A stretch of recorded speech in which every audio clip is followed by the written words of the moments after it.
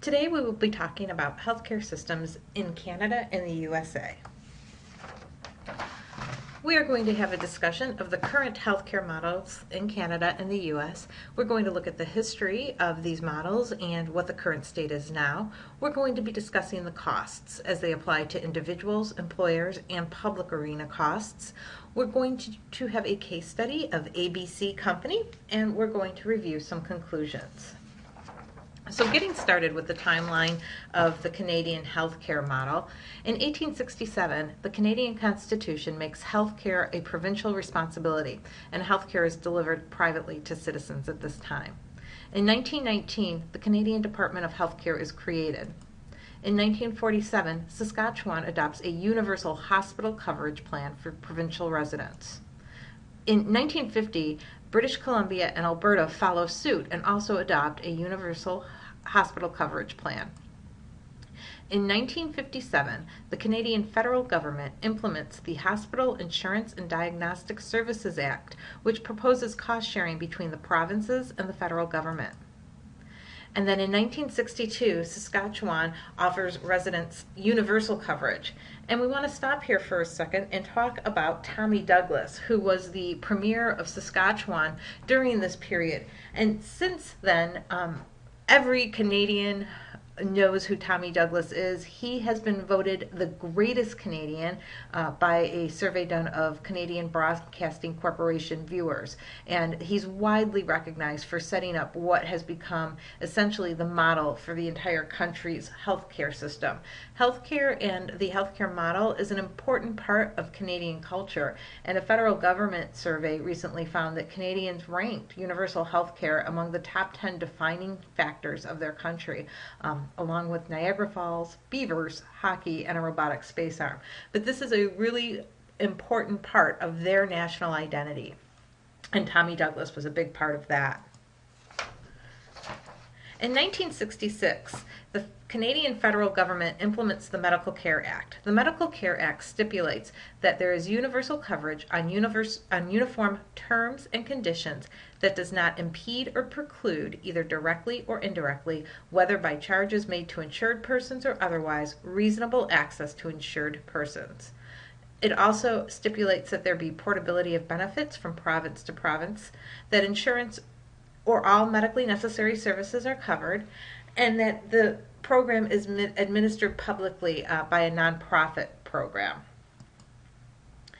In 1977, the Canadian government passes the Federal Provincial Fiscal Arrangements and Established Programs Financing Act, and this changed the cost-sharing model from a block fund, cost-sharing model to a block fund that uses tax points and cash payments from the provinces.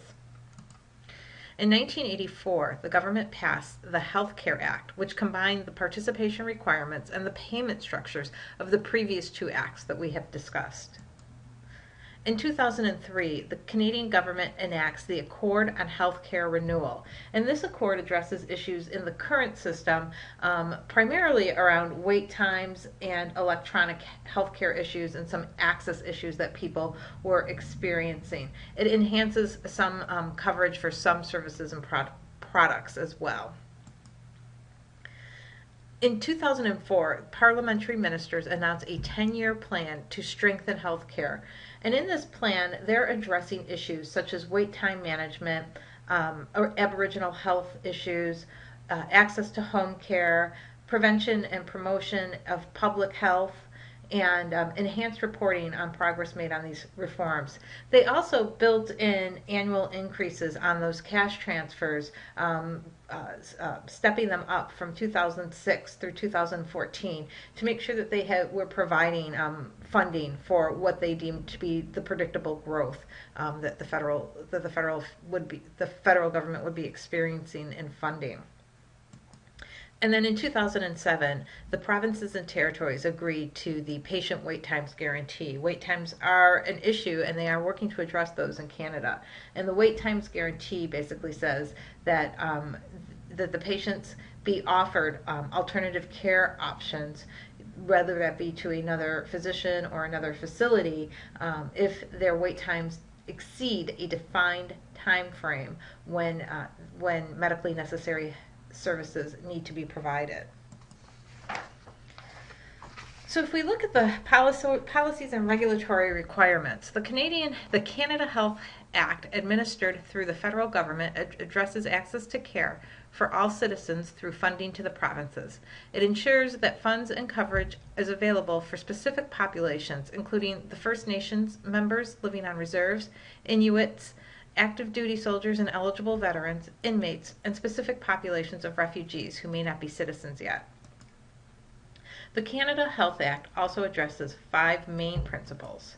The first one is public administration, and this says that the plans must be administered and operated on a nonprofit basis, and that they have to be used a public authority that's accountable to the local governments, whether that be the province or a territory. Comprehensiveness. These plans must ensure all medically necessary services provided by hospitals, practitioners, and dentists that work within a hospital setting. Universality. These plans must entitle all insured persons to healthcare coverage on uniform terms and conditions. There cannot be riders and stipulations. Accessibility.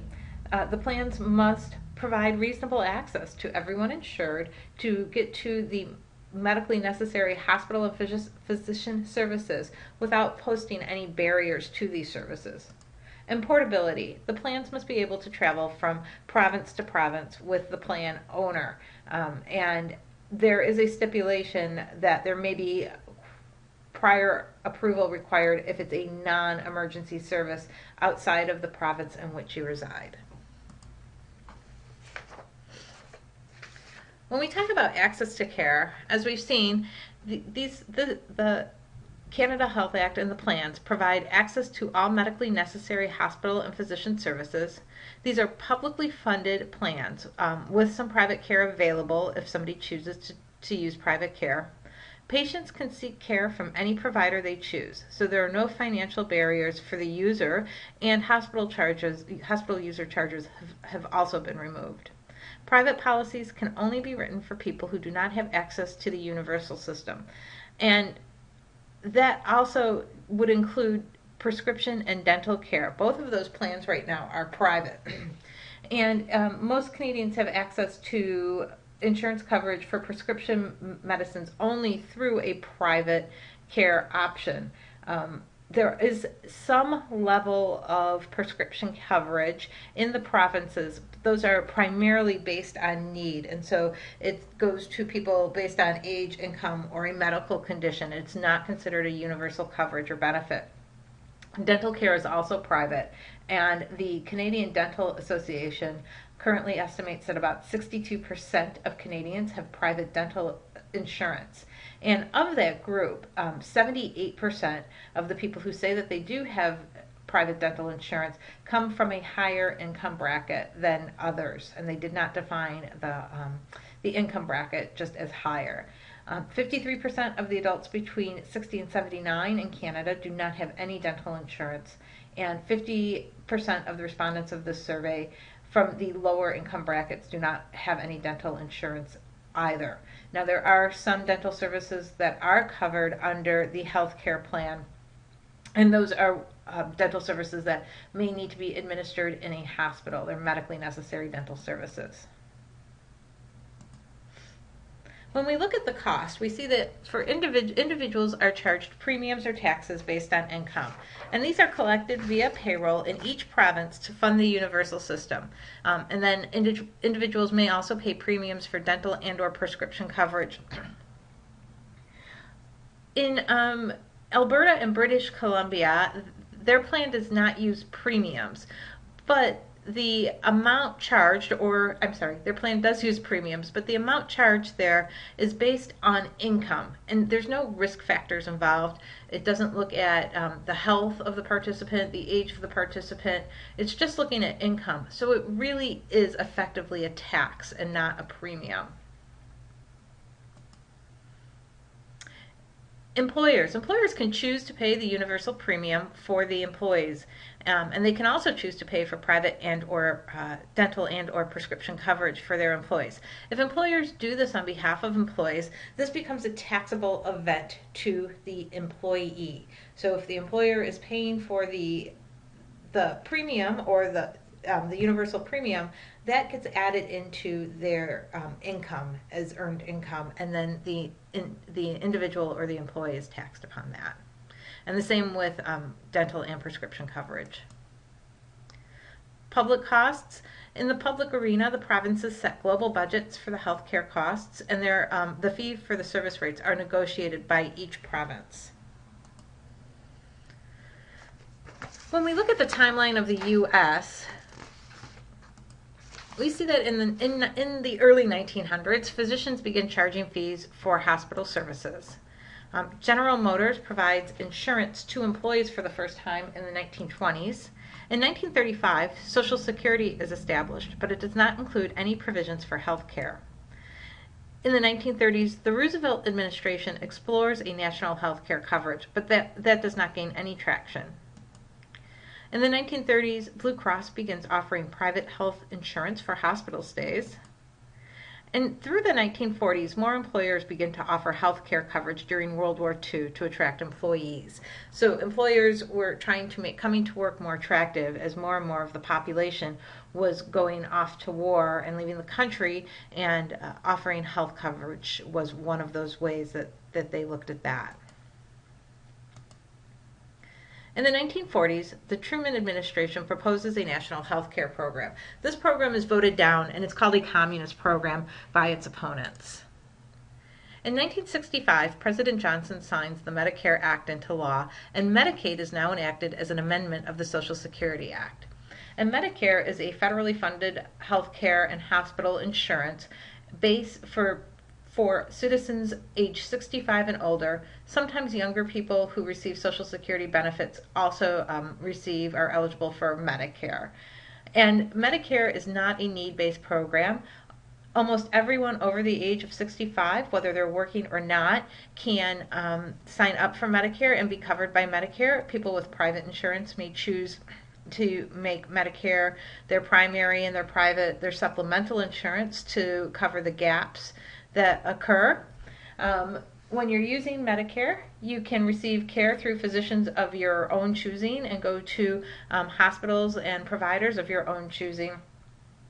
And it covers all medically necessary conditions and processes. Medicaid is a medical assistance program, and that is a public program funded by state and federal governments, and it is only targeted at low-income individuals. And although it covers medically necessary services like inpatient hospital services, outpatient hospital services, labs and x-rays, nursing homes, physicians, physical therapy, and anything medically necessary, patients do not get to choose who they want to see. They can only go to physicians and service providers who accept Medicaid. And because Medicaid does not reimburse for the full amount, there are not as many doctors and there are not as many providers out there who will accept Medicaid, and that has become a shrinking pool over the years. In 1973, President Nixon signs the Health Maintenance Organization Act. This is for HMOs, and HMOs provide managed care for health insurance, and so they act as a administrator and as a gatekeeper to accessing services that insurance provides, or accessing medical services that insurance pays for. And this act provided loans and grants to start health maintenance organizations, or HMOs, and it also said that if you're an employer with 25 or more people and you're offering insurance to your employees, you must also offer an HMO option. It did not say that you had to offer insurance. It just said that if you were offering insurance to your employees, you had to include an HMO. And this is when we see HMOs really take off in the country. In 1984, the Consolidated Omnibus Budget Reconciliation Act, or as we know it most commonly, COBRA, is signed into law. And COBRA provides coverage to people when they lose their job. However, it's important to note here that if you lose your job and you have cost sharing with your employer, that cost sharing goes away. So you are paying the 100% of the premium and usually 102%, and that 2% goes to administrative fees for who's ever processing and administering the COBRA benefit. The COBRA benefit depends on how long you receive your COBRA benefit for, depends on the circumstances of termination. So if you've been terminated or you've lost your job due to resigning or layoff, that COBRA remains in effect for 18 months. If you've lost your position due to a Social Security disability, covered disability, COBRA can remain in effect for up to 29 months. And if you've moved to Medicare, COBRA can remain in effect for up to 36 months. The other important thing about the COBRA legislation is that it maintains that you may only enroll in insurance that you were previously enrolled in. So if there is an employee who leaves and did not take part in the employer insurance program, they are not eligible for COBRA, nor can they change their plan once they move to COBRA. In 1993, the Clinton administration presents the Health Security Act, and this act does not pass through Congress. And then in 2010, President Obama signs the Patient Protection and Affordable Care Act, or the PPACA, also known as Obamacare and or the Affordable Care Act. So the PPACA, also known as the Affordable Care Act, mandates that all Americans obtain health care coverage. And in order to do this, the PPACA defined the framework for state exchanges in which people could buy coverage. And the exchanges provide subsidized health care coverage based on income. It also says that employers are, in some circumstances, required to provide coverage options based on the size of the company. The PPACA includes the following provisions. It says that coverage cannot be denied for pre-existing conditions, that there can be no annual or lifetime limits on essential benefits, that family coverage extends to adult dependents up to age 26, and that waiting periods over 90 days are eliminated. So prior to this, insurance companies could decline an individual based on a pre-existing condition, such as diabetes. And an insurance company could refuse to cover somebody who had already been previously diagnosed with diabetes. Or they could also decide to cover somebody with diabetes and not cover anything related to their disease, which could include things like migraines. It could include, foot pain, other issues that are supplemental issues around the disease, but not the disease itself. And the insurance companies could write riders and refuse to cover anything related to diabetes, and actually, in many cases, work to make sure that they found issues and connections to the root disease of any claims filed. And under the PPACA, they're no longer allowed to do that. And you can move between insurance providers if you need to move, and they cannot ask you about your health history. There can be no annual or lifetime limits on essential benefits. And in this case, there is an exception, and that is to orthodontic care, and there is still a lifetime limit on orthodontia that exists and moves between all providers, and that limit is usually $1,500. And once you've reached these limits, whether they are annual or lifetime, it does not matter what provider you're using. They follow you everywhere. So if an insurance proposed a lifetime limit of $20,000 on maternity care, and somebody had 5 children, they could easily run out of insurance money to cover their pregnancies over the course of a lifetime. Family coverage extends to adult dependents up to age 26, and when the PPACA was formulated and written, we were in a recession. We were seeing young adults come out of college and lose the coverage that they enjoyed under their parents' plan, because previous to this, the insurance companies would allow full-time students up to age 23 to stay on the plans. And so we were in a crisis with few jobs, and many employers getting rid of benefits as a way to keep costs down, and they built in the 26-year-old age limit that does not mandate that the adult dependent is a student either. And then waiting periods over 90 days are eliminated. So somebody moving into a new job cannot wait more than 90 days before their benefits start.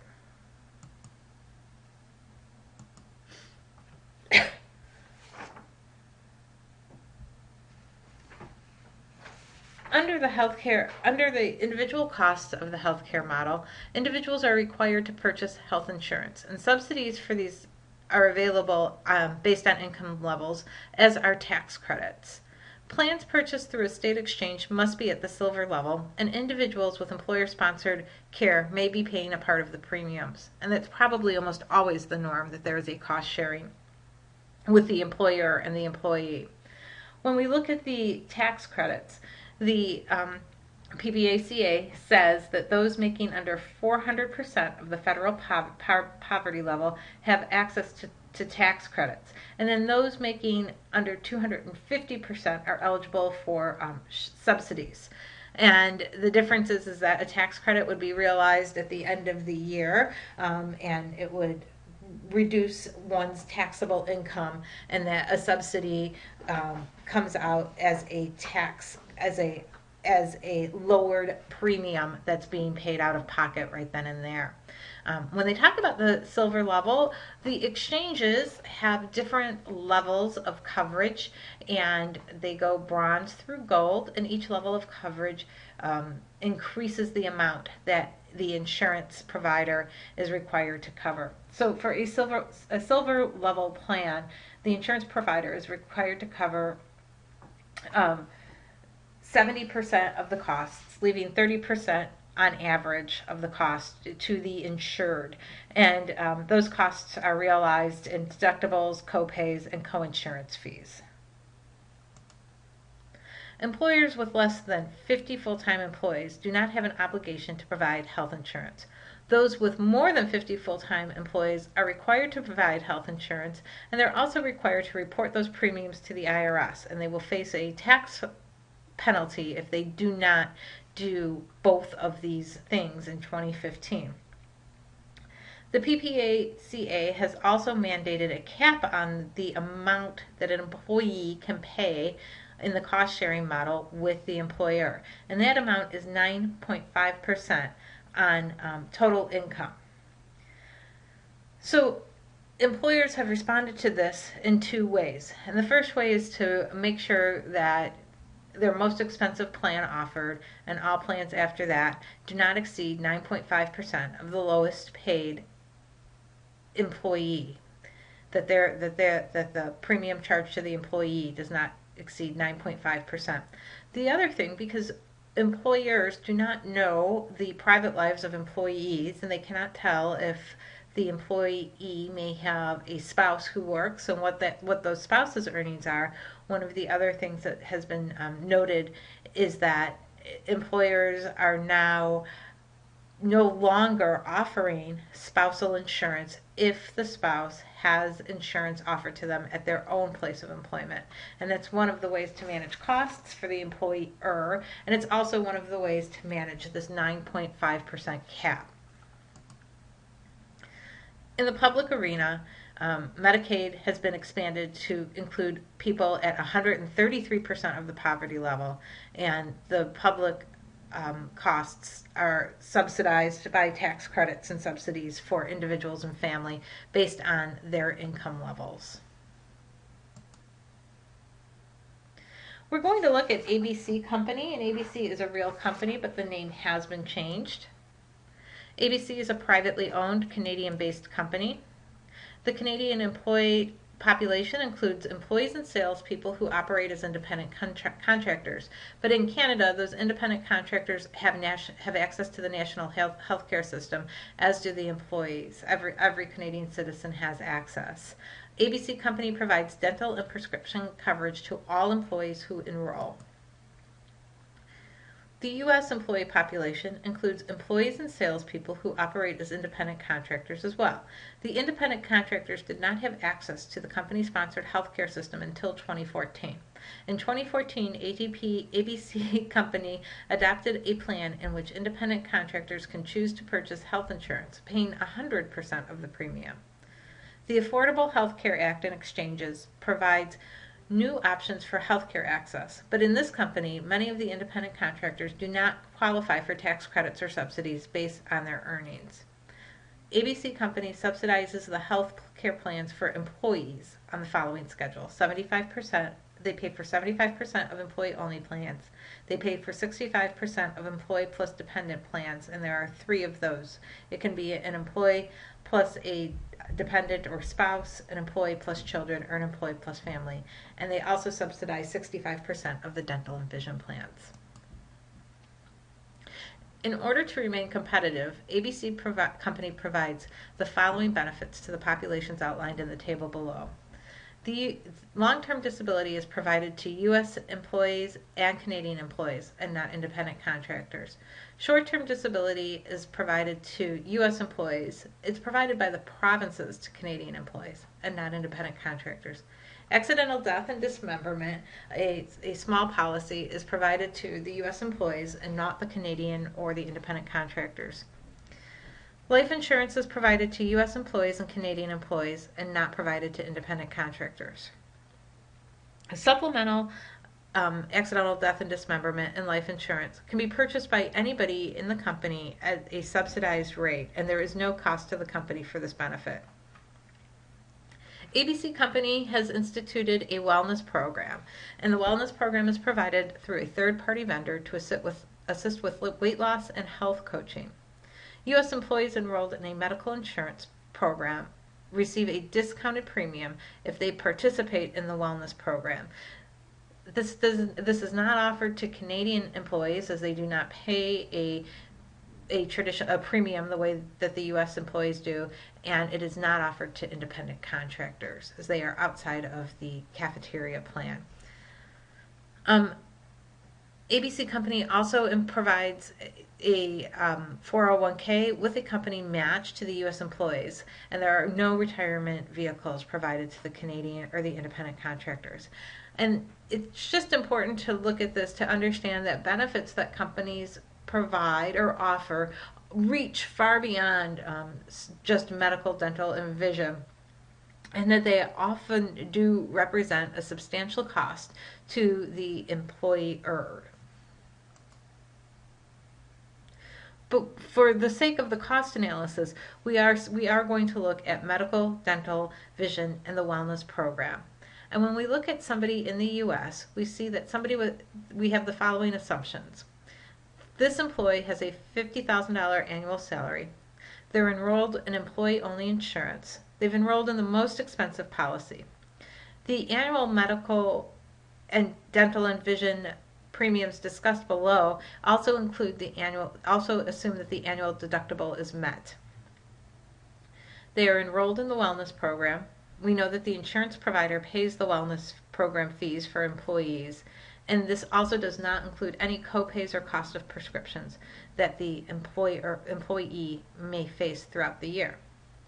So when we look at the employee, we find that he or she spends $2,480 on medical insurance, $240 on dental, and $15 on vision annually. And that's an annual total of $2,735. The company spends on the same program for this employee $5,940 on medical insurance, $360 on dental, $36 on vision, bringing that total to $6,336 for this employee, and an annual total of approximately $9,071. If we look at the Canadian counterpart, who has a $50,000 annual salary and is an Ontario resident, they're enrolled in dental and prescription coverage, and again, we're not talking about any copays or cost of prescriptions. We see quite a different figure. And we looked at an Ontario resident because we were able to get the table of insurance premiums that are that Ontario residents pay based on salary. So we wanted to make sure that we were looking at the same salaries and the same types of who would pay based on their salary and what would be paid. So a Canadian employee pays $625 annually for their medical insurance. ABC Company pays a $264 annual premium for dental and $360 prescription premium for prescription coverage, and they pay $420 annually for the employee to participate in the wellness program. That brings the company total to $1,044, the employee total to $625, and the annual total to $1,669.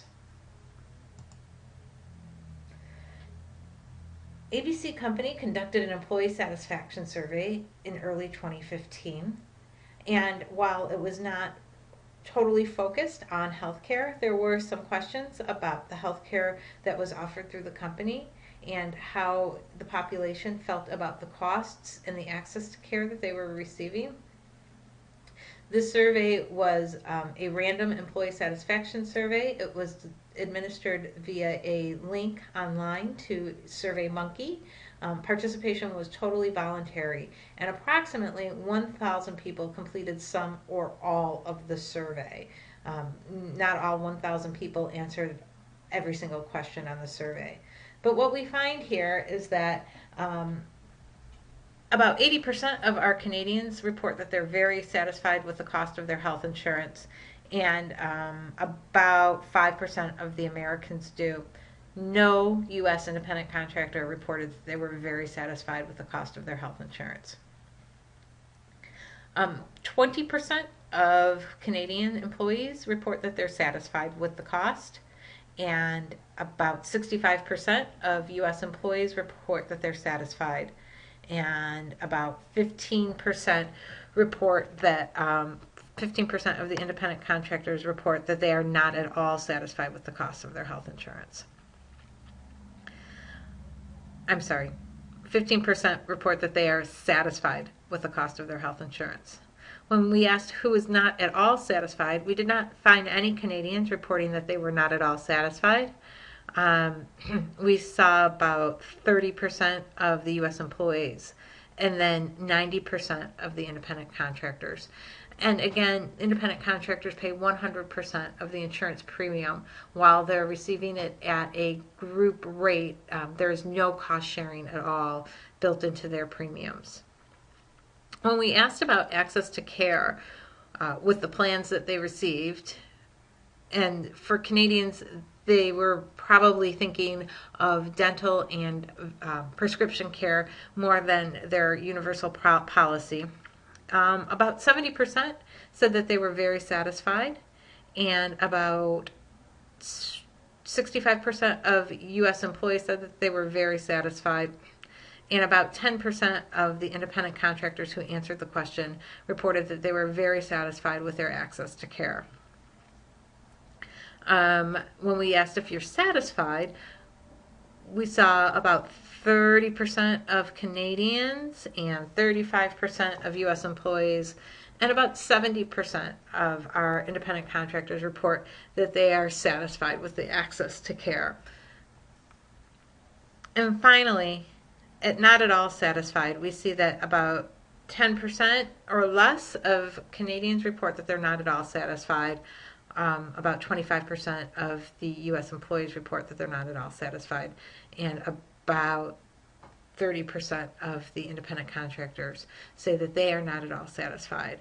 And some things to note in these programs are that the company, ABC Company, did change the prescription coverage offered to the Canadian employees prior to 2014, and they used a smaller firm that was not as nationally recognized as the previous provider, which caused some delays in accessing their prescriptions in some of the smaller markets. So I think that's why we're seeing some people saying that they're not satisfied with it, or just mildly or just simply satisfied and not satisfied with it. The independent contractors that are participating in the plan did not previously have insurance with the plan. I think that the numbers get skewed by who might be satisfied with the care that they're getting and the access to care that they're getting, because they really want the company to hear how unsatisfied they are with the cost. So some conclusions here. We see that ABC Company spends approximately 5 times more on healthcare benefits for its U.S. employees than it does for the Canadian employees. And we know that that number goes up exponentially when we start talking about the short-term disability and the 401k match that is also provided. U.S. employees with subsidized health care spend approximately 4 times as much annually as their Canadian counterparts. And when we say subsidized health care here in this context, we're talking about subsidized by ABC Company, not part of the Healthcare Reform Act healthcare program. And this number does not factor in additional out-of-pocket expenses that may not be covered by insurance. And it also does not include the prescription deductible embedded in the U.S. health plan. So there is a separate prescription deductible that must be met before coinsurance starts. And we also know that even with the prescription insurance in the U.S., the costs tend to be much higher than our Canadian counterparts. ABC Company spends more on all benefits combined for U.S. employees than it does for Canadian counterparts. Some general conclusions that can be made from this information is that the Affordable Care Act has made some strides to get health care insurance to all citizens. And according to a 2014 Gallup poll, 7 out of 10 participants in a healthcare exchange rate the quality from good to excellent. So it has been successful for the people who are using it. And there appear to be quite a few people using it. The Department of Health and Human Services reports that the program has reduced the number of uninsured citizens by 11 million. We also see that the World Bank estimates that the healthcare costs represent 10.9% of the GDP in Canada and 17.9% of GDP in the U.S. for the years 2010 to 2014. And this is important. I mean, we've obviously seen that we're spending more in the U.S. than in Canada. This validates it, but it also says that we're spending more as individuals, and it's still being reflected in our GDP. They have reported some slowdown for years past 2014, but there are no metrics now. But they do believe that the percentage of the GDP in the USA is going to slow down with the enactment of the Affordable Care Act. And finally, the single payer method used in Canada is more cost effective for employees and employers. We see that in our case study, we see that by the GDP spend, that Canada is simply spending less money on healthcare services. But as we've seen in our sample survey, employees in this instance are not necessarily any less happy with their insurance and their coverage than their U.S. counterparts. It doesn't necessarily mean the lower cost does not translate to a lower benefit or less value for the dollars being spent. And it's not a perfect system.